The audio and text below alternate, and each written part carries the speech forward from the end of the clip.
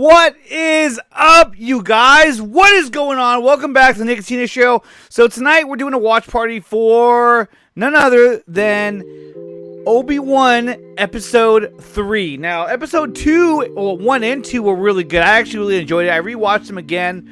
I actually liked it better the second time than I did the first time. But I thought they were pretty good.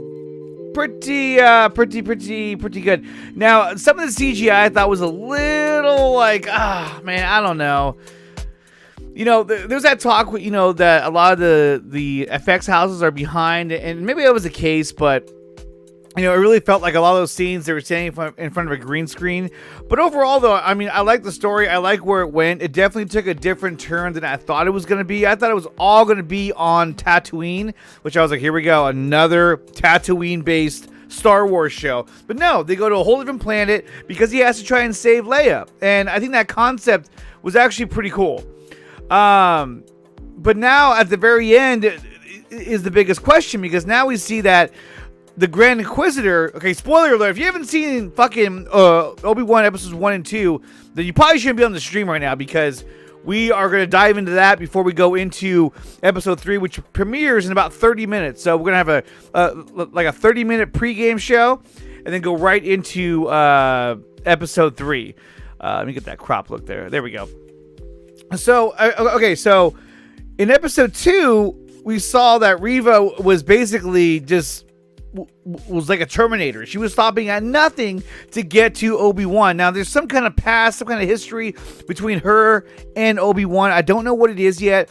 There's some speculation that she's actually one of the children, one of the younglings at the Jedi Academy, because it shows that group of younglings. Now, I didn't double check, but I mean, that group of younglings could have been the first group of the Inquisitors. And maybe they captured them as children, but turned them into Inquisitors. I don't know. We'll find out as the show goes on. I want to say this is a 6-episode series, so we're on episode 3, so we're halfway through it already, which is just a crime against humanity, because I wish this was at least 8 episodes. But still, so far I think it's been really good. I was surprised that he already left Luke on Tatooine, which I'm assuming Luke is not going to be a part of this series, pretty much, because we know that he had no real kind of connection to what was happening in the outside world when it came to A New Hope. So I'm assuming that they're just going to leave him there and kind of move forward. But there's a couple questions that I have that maybe you guys can help me answer here in the chat, because one of the questions I have is if Leia is interacting with Obi-Wan, wouldn't she have recognized him? It's like in A New Hope, she goes, "You helped my father in the Clone Wars," and I was like, okay, but wouldn't she have said, "You also saved my life and saved me from those kidnappers"? You know what I mean? So I don't know if she's gonna forget about this, or maybe they're just gonna kind of leave it up to interpretation. Like, hey, she didn't have to say that line as well, so maybe they're just gonna assume that she already knew who he was.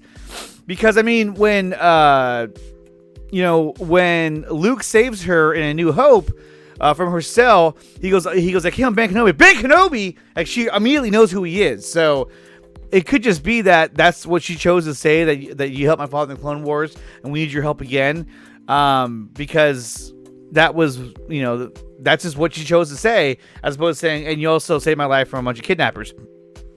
But anyway, we're going to find out how that connects. The other question is, Wan, really? Wan. No Way Home was overrated. No way. But, okay, so the other question I have is the Grand Inquisitor. Now, we saw the Grand Inquisitor die at the end, towards the end of episode 2 by the hands of Reva, but that doesn't make any sense, because we see the Grand Inquisitor alive in Star Wars Rebels, which takes place after the events of Obi-Wan. So that's why I'm kind of confused on where we're at in the storyline, because I'm like, wait, how are they going to bring him back? Is he dead? Is he actually dead? Or is he just like, okay, well, he's dead for now, but they're going to bring him back to life in a later episode? I'm not sure how they're going to do that. So that's the only question I really have. So if you guys have any answers for that, please let me know, because I'm like, wait, the Grand Inquisitor shouldn't be dead already. Or should he be? I'm pretty sure he should not be dead already. So why is he dead? Why? I don't know. But overall, though, I think the special effects are really good. The music has been really good as well. And for me, at least, I think music is one of the biggest keys to capturing an audience. And I think that so far they've done a pretty good job with that. I'm going to be joined later on by my good friend RJ, or now known as Marvel Mania. He's going to be joining me for the actual watch party itself. But guys, let me know what you think about Obi-Wan episodes 1 and 2.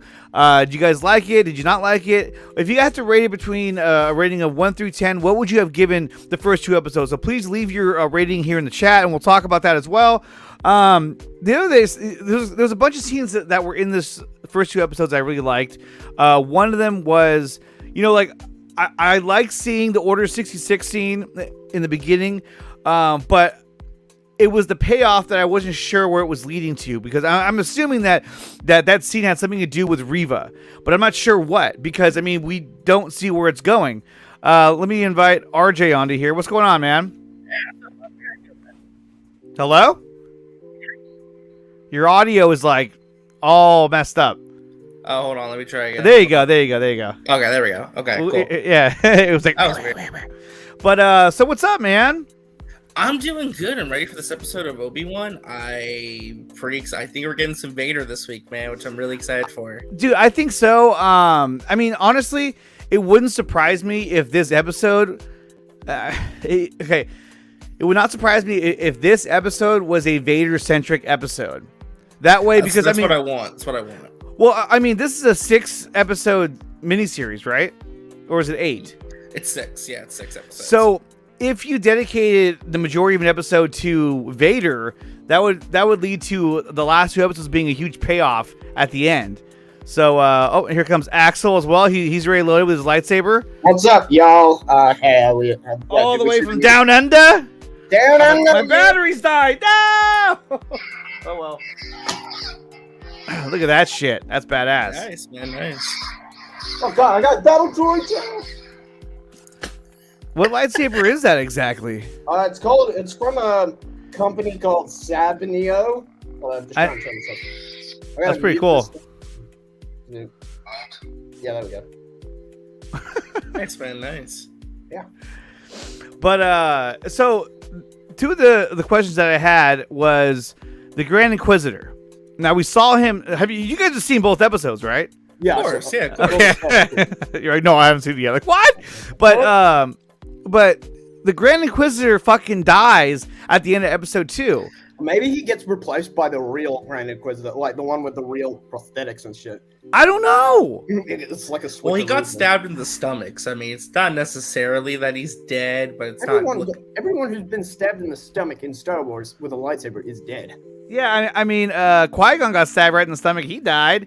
Well, he wasn't wearing armor either, though. He wasn't, but it was a very shocking scene. I was like, dude, what's going on here? Like, if I were to guess, it's probably to take the Grand Inquisitor out of the picture for at least an episode or 2. But there's no way he's dead, because that would make Rebels non-canon.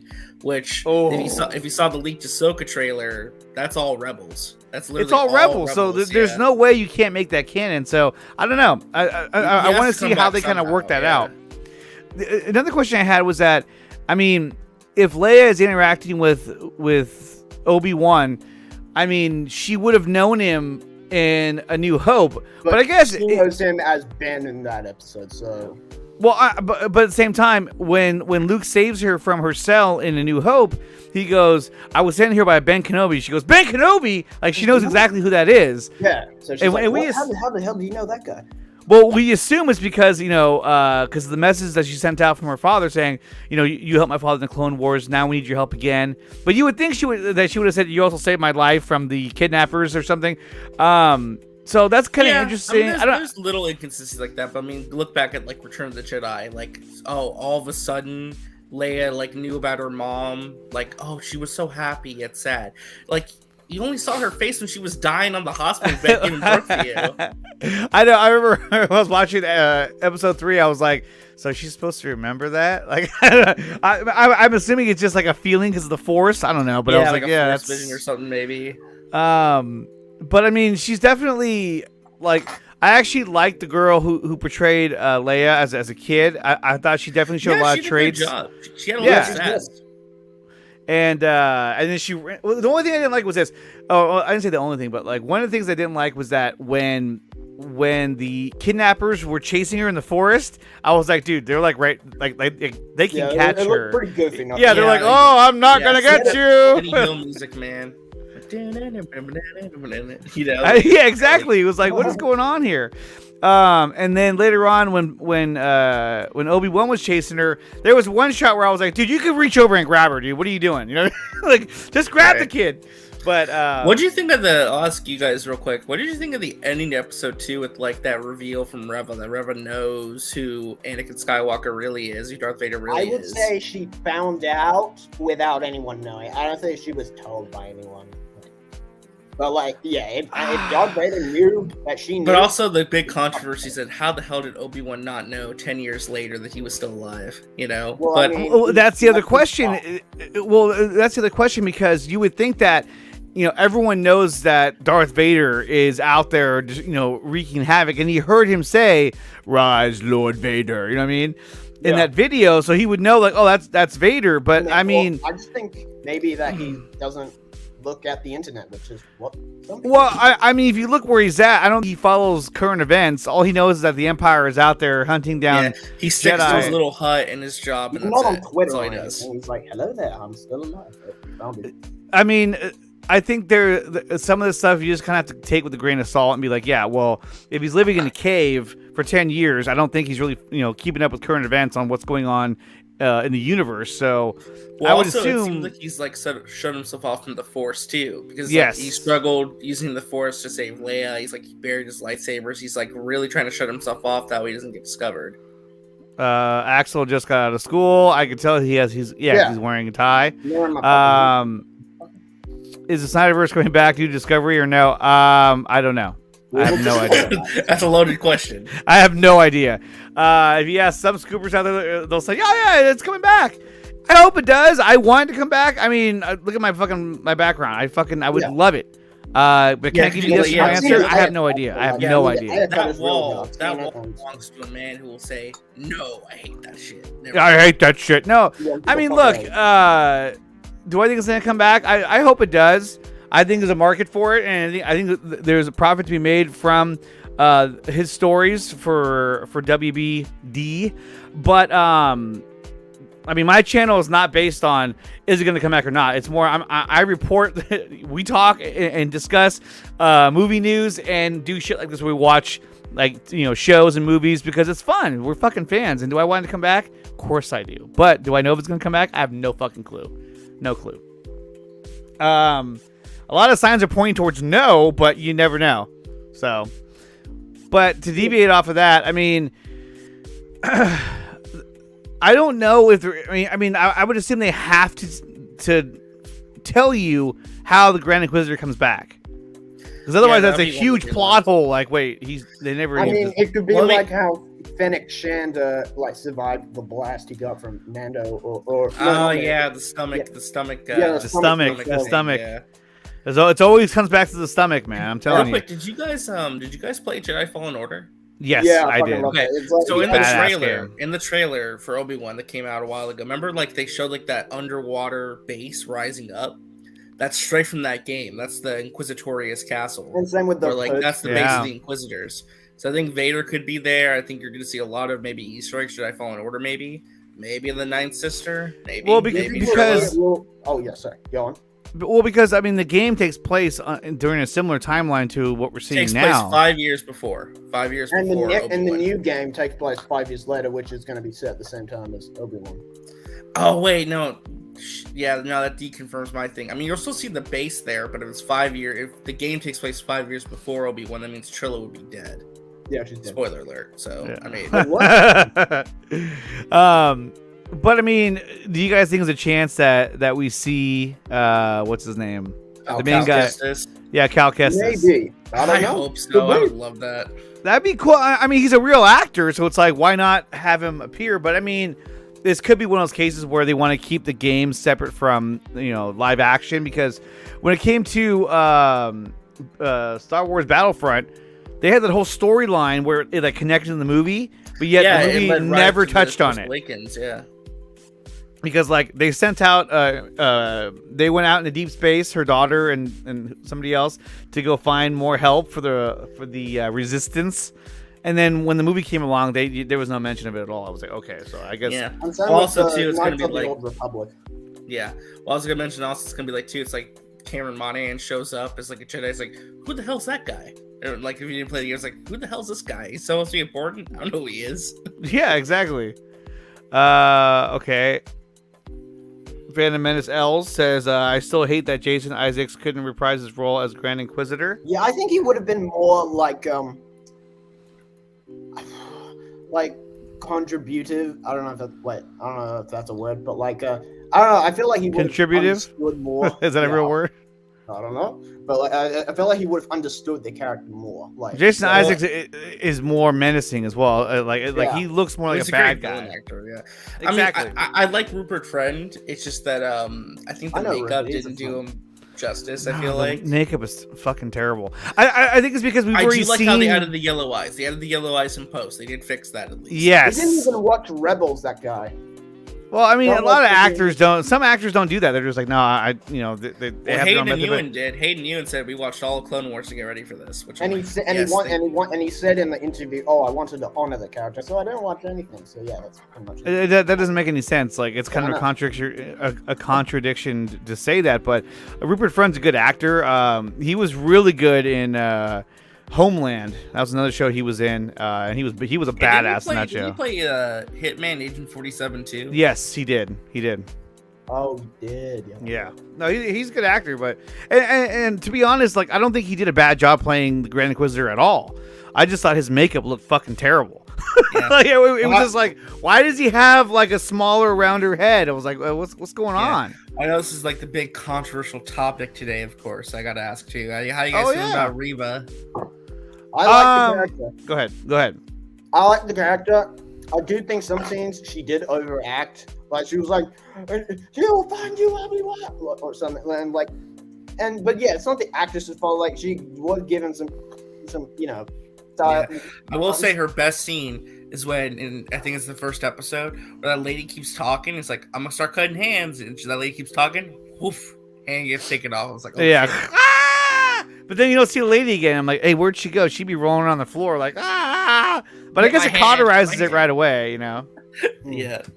So, guys, I'm going to put it again. I'm putting in the Twitch link in the chat. If you guys want to follow us on Twitch, jump on Twitch right now. In about 10 minutes, we're going to end the stream on YouTube and strictly stay on Twitch to watch episode 3 of Obi-Wan. Because if I watch on YouTube, they're going to take me down because YouTube sucks like that. So definitely follow me on Twitch. Come over to Twitch and watch us on Twitch watch the show. And I'm going to have the show on the screen so we can all watch it together. Where was that? Where is it? Yeah. Take your time. Look at you. He leaves his lightsaber on the bed. He would have started a fire. It just sinks to the floor. So this here. Let me pull this up. Oh shit. Where is it? This one right here.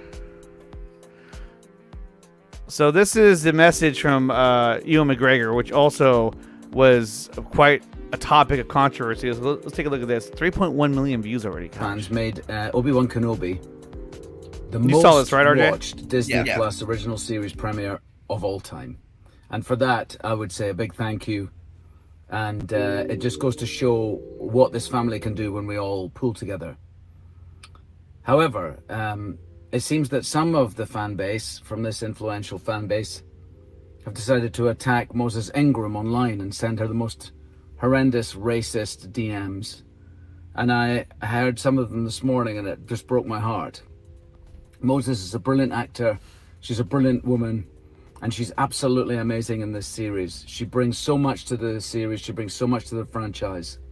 And it just sickened me to my stomach to hear that this had been happening. I just want to say, as the leading actor in the series, as the executive producer on the series, that we stand with Moses. We love Moses. And if you're sending her bullying messages, you're no Star Wars fan in my mind.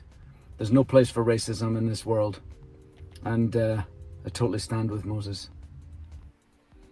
So here's my question, RG. Do you think that it was smart for them for Ewan McGregor and doing it from the Star Wars account to address this topic? I do. What I would say is that ultimately, like, this was needed because I can hear myself. That's weird. You can? Yeah, I can hear myself. Hold on. I can fix that. I think. How about now? No, I can hear myself. Nope, now it's gone. Okay. Yeah, what I was gonna say, it was just weird talk. I was just like, not slow mo. No, but what I was gonna say is that this was needed because ultimately, at the end of the day, this directly affects their show and the publicity around it. Mm-hmm. The other thing is that they need to speak up about this because, that's their friend, that's their coworker, right? I think in the past, Star Wars would tend to be a little more quieter and subdued about this. If you look at like what happened to like John Boyega, Daisy Ridley, Kelly Marie Tran with the sequel trilogy. With this situation though, they came out strong immediately. Like once Moses Ingram came out on Instagram, posted the receipts about what was happening to her and went public about it, the Star Wars account put out a written statement, and then Ewan came out with the video. And I think Ewan coming out with that video was like a really great sign of support and a really great thing for him to do, because if you won't listen to Moses or Star Wars, everybody loves Ewan McGregor. Everybody exactly. Loves him. So but if he comes out and says something, you gotta just listen, Okay, so we're gonna jump over to episode 3, but I will say cool. The only thing that I worry about is that the individuals that he's talking about that are very vocal on social media and on YouTube, I feel like that's acknowledging them and that's giving them more ammunition to do more shit. You know what I'm saying? Yeah, like it can be. It's a slippery slope, but sometimes you gotta take that risk too, Yeah. Definitely. All right, guys, we're going to end the stream here on YouTube. We're going to jump over to Twitch, and we're going to watch episode 3 of Obi-Wan Kenobi one more time. The Book of Boba Fett. One more time. Whoa. There is the link to Twitch, and we'll see you guys over there. And let's go ahead and end this right now.